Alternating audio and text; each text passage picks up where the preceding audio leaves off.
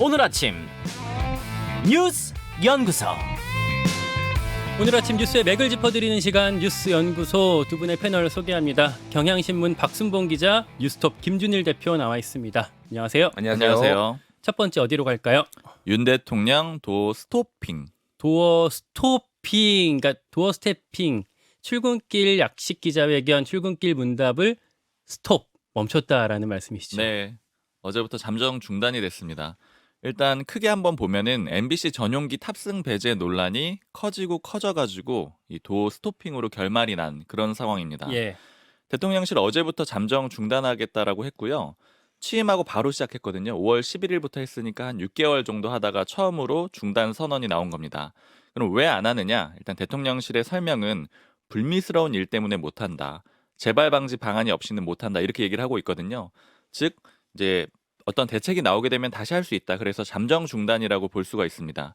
그리고 여기서 불미스러운 일이 뭐냐면 지난주 금요일에 이제 MBC 기자하고 이 출근길 문답 과정에서 소란이 좀 있었잖아요. 예. 두 가지로 좀 나눠서 볼 수가 있는데 첫 번째는 이제 윤석열 대통령이 MBC를 전용기에 안 태운 이유, 배제한 이유에 대해서 악의적인 행태 때문이다 이렇게 얘기를 했는데 그러면서 퇴장을 했거든요. 근데 그 뒤에다가 MBC 기자가 뭘 악의적으로 했다는 거냐 이렇게 두 차례 질문을 합니다. 이게 한 가지가 있고요. 그 다음에 이기정 대통령실 홍보기획비서관이 이 기자한테 가시는 분한테 대고 그렇게 얘기를 하면 어떻게 하느냐 이렇게 얘기를 하면서 이분간에 또 설전이 벌어졌고요. 대통령실에서는 후자는 이유가 아니다라고 했거든요. 그러니까 즉 비서관과의 설전은 이유가 아니다라고 했으니까 결국에는 앞에 것 윤석열 대통령이 퇴장할 때 이제 뒤에서 질문한 걸 문제 삼았다라고 볼 수가 있습니다. 설전 앞에 있었던 문제에서 비롯됐다 이렇게 대통령실 관계자가 어제 브리핑에서 설명을 하더라고요. 네, 이게 불미스러운 일이라는 거죠. 대통령실이 출근길 이 문답 중단은 이제 지난 주말부터 좀 준비한 걸로 보이거든요. 예. 지난주 금요일에 이 논란이 있었고요.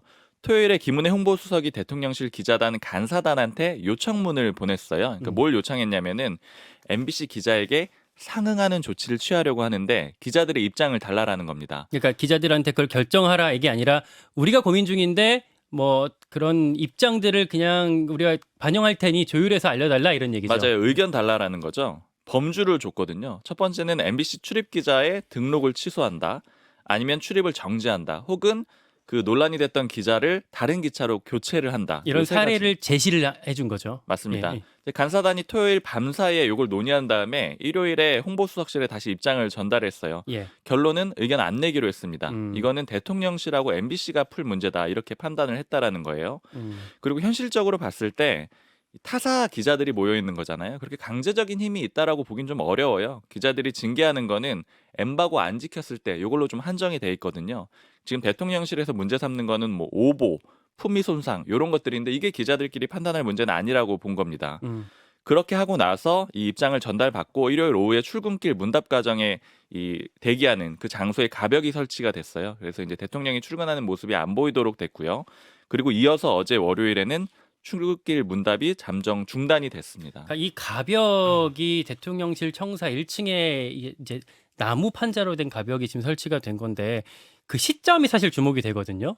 이 설전이 있었던 직후에 가벽이 설치돼서 이 뭐 어떤 보안상의 이유라고 대통령실에서는 설명하지만 사실상 설전 때문에 내린 조치 아니냐 이런 얘기들이 많이 나오고 있어요. 그러니까 그 출근길 약식 회견이 중단된 어떤 과정을 보면은 이게 굉장히 급작스럽게 결정이 됐다라는 걸 볼 수가 있어요. 예. 왜냐하면은 지난주에 이 아치형 단상이 마련이 됐어요. 왜냐하면 윤석열 대통령이 앞에 있는 한 10명, 1열에 있는 10명 기자하고만 눈을 볼 수가 있으니까 뒤에 있는 사람들을 다 좀 높여가지고 그 사람들하고도 같이 소통할 수 있게 그래서 지난주에 이 단상이 설치가 됐거든요. 지난주까지는 계속 도어 스태핑을 하겠다라는 의지가 다 있었던 거죠. 근데 그 기류가 지금 급격하게 변한 거는 박순봉 기자가 얘기를 했지만은 금요일에 MBC 기자하고의 설전 그리고 기자단한테 MBC 기자 징계 요청 그리고 출입 정지 요청 교체 요청 이런 걸 했는데 기자단이 안 받아들여지고 그 직후에 가벽이 설치가 됐거든요. 그 이유는 대통령 동선이 다 노출이 된다 그리고 외빈들이 오는데 이런 것들이 문제가 될 수 있다라는 건데 전혀 가벽에 대해서는 한 번도 논의한 적도 없었고 그런 날 보면은 기자단이 징계를 거부한 것에 대해서 오히려 좀 징계성으로 이렇게 아예 가벽을 설치한 거 아니냐 이렇게 흐름상 이렇게 갈 수밖에 그 없는 단상도 거죠. 지난주에 설치를 했지만 사실 그 대통령실 안에 여러 가지 공사들이 지금 진행되고 있거든요. 경내에도 그렇고 가보신 분들 아시겠지만 용산 그 대통령실 근처에 여러 가지 공사들이 동시에 진행 중이고 있는데 가벽 설치를 만약에 정말 계획적으로 하려고 했다면 이런 공사랑 발맞춰서 했을 거고 사실 순방 때 했으면 더 깔끔하게 했었을 텐데 순방 갔다 와서 한다니 좀 이상하긴 하죠. 그리고 어제 그 이제 도어 스태핑 중단도 8시 54분 오전 8시 54분이니까 거의 직전이었거든요. 예. 그 기자단 단체 대화방 뭐 카톡방이라고 불리는데 불미스러운 사태와 관련해 근본적 재발 방지 방안 마련이 없이는 지속할 수 없다라는 건데 재발 방지 방안이라는 거는 그러면은 MBC 기자 출입 정지를 얘기하는 거냐 뭐 명시적으로는 얘기 안 했지만은 그렇게 해석될 수밖에 없어서 사실상 언론하고 전체 갈등이 좀 확전되는 거 아니냐 이렇게 지금 일련의 과정들을 봤을 때 그렇게 보이는 거고 이거에 관련해서 뭐 여러 사람들이 의견을 냈습니다. 뭐 김종인 전 비대위원장은 뭐 중단할 줄 알았다 이런 얘기도 했고요. 유승민 의원 같은 경우에는 뭐 누가 하라고 시킨 것도 아닌데 진실한 마음으로 국민과 소통한 일이 중단돼서 안 된다 얘기했고 홍준표 대구시장은 늦은 감이 있지만 참 잘한 결정이다 등등 해가지고 MBC 기자의 태도를 탓하는 사람도 있고 뭐 여러모로 지금 굉장히 좀 혼란스러운 상황인 것 같습니다. 예. 한 가지 그 반응을 좀 전해드리면 그 간사단에서 그러니까 기자단에서는 결국 의견을 내지 않기로 정리를 했고요. 한국 기자협회 같은 경우에는 대통령실이 출입 기자들을 이간질하려고 한다, 뭐 갈등을 유발하는 거다 이런 식으로 평가를 하기도 했습니다. 박성훈 네. 기자. 이 도어 스태핑이 여권 전체적으로 보면 일종의 계륵이거든요. 계륵. 네, 윤석열 대통령의 대표 브랜드인데 동시에 일종의 리스크였습니다. 사실 용산으로 대통령실을 이전한 게 가장 핵심적인 치적이라고 여권에선 좀 강조를 하고 있거든요. 근데 그때 옮길 때 여러 가지 반발도 많았죠. 근데 옮길 때 소통을 좀 적극적으로 하겠다라고 했고 예. 그 일환으로 원래 청와대에서는 춘추관이 따로 떨어져 있잖아요. 춘추관이 이제 기자실인데 떨어져 있는데 이제는 거의 같은 공간에 있으면서 항상 상시 소통을 하겠다. 그리고 그 상징으로 이 도어 스태핑을 했던 건데 이제 문제는 여러 가지 논란들도 많았습니다. 그러다 보니까 사실 참모진들 사이에서는 이번에 이렇게 된 거 차라리 잘 됐다 이런 반응들이 있어요. 뭐 대통령실 관계자 같은 경우에는 일단 당장에는 MBC에서 대거리하러 나올 텐데 할 수도 없었다. 그리고 장기적으로 안 하는 게 낫다고 본다 이런 얘기도 하고요. 또 모 여권 관계자 같은 경우에는 이거 대통령실 참모들이 MBC한테 고맙다고 해야 될 판이다. 왜냐면 이게 리스크 관리가 굉장히 부담이 되는 일이기 때문에 안 하는 게 낫다. 이런 얘기들이 많았기 때문에 이렇고요. 특히 모 국민의힘 의원 같은 경우에는 이게 아침에 바로 시작을 하잖아요. 실수가 나올 수밖에 없는 그런 구조다. 이런 얘기도 했습니다. 그리고 실제로 참모들이 건의해서 도어 스태핑을 중단했다라고 하거든요. 윤석열 대통령은 여전히 하고 싶다 해야 된다. 이런 입장이라고 합니다. 그러니까 안 그래도 이걸 멈추는 게 전략적으로 낫다고 이제 참모들은 판단을 했는데 빌미를 제공해서 뭐 오히려 잘 됐다. 뭐 이런 얘기들. 그런 반응들도 있는 거죠. 알겠습니다. 두 번째 뉴스 가죠. 이태원 참사 국정조사 합의될까? 어제 이런저런 정치권에서 논의가 있었어요. 그러니까 여당에서는 그러니까 야당에서 지금 추진하는 국정조사지만 여당에서는 일단 경찰 조사를 지켜보자라는 입장까지는 우리가 알고 있었는데 네. 어제 어떻게 상황이 좀 바뀐 거죠? 어제 국민의힘이 원래 기존의 반대 입장을 조금 바꿨습니다. 예. 여야 원내대표가 국회의장 주재로 만났거든요. 근데 여기에서 국민의힘이 이런 입장을 내놉니다. 선 예산안 처리 후 국정조사 협의 이렇게 요약을 할 수가 있는데요. 주호영 국민의힘 원내대표가 이렇게 얘기를 해요. 예산안을 합의 처리한 다음에 국정조사 할 길을 논의해보자. 그러니까 완전히 닫아뒀던 기존의 입장보다는 조금 더 열린 거고요. 실제로 박홍근 민주당 원내대표는 이렇게 평가를 합니다. 기존보다 진전된 아니다. 긍정적으로 얘기를 했죠. 그러다 보니까 입장 변화가 됐기 때문에 일단 예산안을 먼저 처리하고 그 다음에 국정조사를 할지 말지 논의를 할 건데 합의 처리될 가능성도 일부 열렸습니다. 그러니까 어떻게 보면 여당 원내지도부에서 새로운 대안을 제시했다라고 볼 수도 있을 것 같아요. 네. 그러니까 지금 계속 어떻게 보면 치킨 게임처럼 가는 상황에서 예산 처리하고 나서 할 수 있지 않겠냐라는 대안이 나왔는데 어떻게 좀 기류가 바뀌게 된 걸까요? 일단 그 최근에 국민의힘의 뭐 선수별 모임 거기에서는 상당히 강경하게 국정조사하면 안 된다라고 얘기를 했잖아요. 예. 거기에서는 이제 뭔가 좀 윤심이 작용을 했다. 그리고 소위 말하는 과거 윤핵관이라고 불리는 친윤계 의원들이 좀 바람을 강하게 잡으면서 다른 내 목소리를 내기가 힘들었다라는 건데 막상 이제 국정조사 지금 24일이니까 내일 모레 지금 본회의 통과될 가능성 높아지면은 실익이 없다. 여러 가지로 문제가 있다. 우리가 좀 불리하다. 이런 내용들이 지금 어제 의총에서 나왔다라는 거예요. 그래서 뭐 언론 보도에 따르면 주호영 원내대표도 나도 머리가 아프다. 국민 70%가 국정조사를 찬성하는데 우리 당이 계속 반대한다고 말할 수 있겠나. 그러니까 이런 분위기들이 실제 있었지만은 그때 얘기 못하다가 어제 좀 많이 분출됐다는 거, 뭐 실리 이론 이런 것들이 지금 나오는 것 같습니다.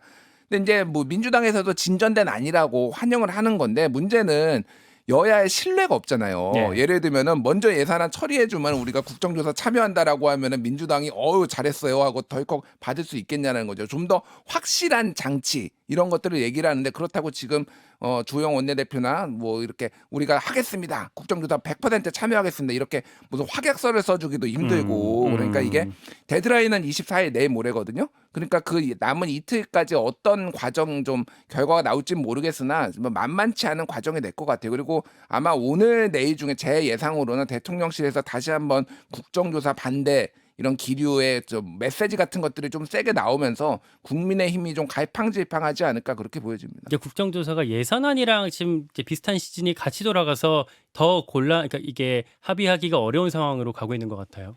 사실 예산안은 오히려 사실 굉장히 합의가 잘 되는 내용 중에 하나예요. 그러니까 정치권에서 어느 정도 예상을 했습니다. 왜냐하면 이 예산안 처리는 결국 합의 처리가 될 수 있다 이런 예측들을 많이 했는데 이게 여야가 정부하고도 좀 입장이 달라요. 예. 정부안이 넘어오게 되고 여야가 예산결산 특위를 거쳐가지고 자기들의 예산을 배정하고 이런 과정들을 쪽지 예산 넣어야 되는 거잖아요. 네, 건드리는 과정들이 있잖아요. 그러니까 만약에 극한으로 부딪혀가지고 정부안이 처리된다. 그럼 여야는 손해를 보는 거고요. 그리고 만약에 또 극한으로 부딪혀서 야당이 뭐 예산안을 정부안까지 불결시킨다 이런 경우에는 여권에서는 너네는 그것까지는 못할 걸. 왜냐면 역풍 불 거야. 이렇게 좀 서로 마지노선 같은 것들이 있거든요. 그러니까 결국에는 여야 간에 예산안은 처리할 수가 있기 때문에 민주당 입장에서 봤을 때는 만약에 이게 거짓말이라고 하더라도 예산안을 합의 처리할 명분은 필요한 거죠. 합의 처리를 해놓고 그 다음에 다시 싸워도 되는 문제이기 때문에 이 부분은 비교적 부드럽게 넘어가는 것 같습니다. 알겠습니다. 세 번째 이슈로 넘어가겠습니다. 천화동인 1호는 이재명.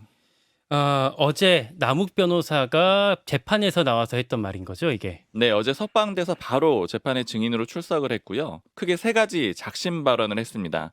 일단 첫 번째는 천화동인 1호 지분이 이재명 민주당 대표 측의 것이다.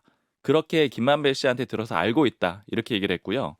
두 번째는 이전에 이 남욱 변호사가 3억 5,200만 원을 유동규 전 본부장한테 전달했다라고 주장을 했었는데 이 돈이 이재명 대표 측근들에게 갔다 이렇게 주장을 했고요. 특히 표현을 더 높은 분한테 줄 돈, 형제들, 형님들 이런 식으로 유동규 전 본부장이 얘기를 했다라고 하거든요. 즉 이 사람들이 바로 정진상 정무조정시장이랑 김용 부원장이라는 거예요. 그리고 세 번째는 2014년 지방선거 앞두고 이때가 이재명 대표가 성남시장 재선에 도전했을 때였거든요. 그때 이재명 대표 측에 4억 원에서 5억 원 정도를 선거 자금으로 전달했다 이런 얘기도 했습니다. 그러니까 지금 돈을 받았다는 정진상, 김용과 그 윗선에 이재명이 있다라는 그 근거를 제시하기 위해서 남욱 변호사가 이런저런 얘기들을 쏟아내고 있는 것 같습니다.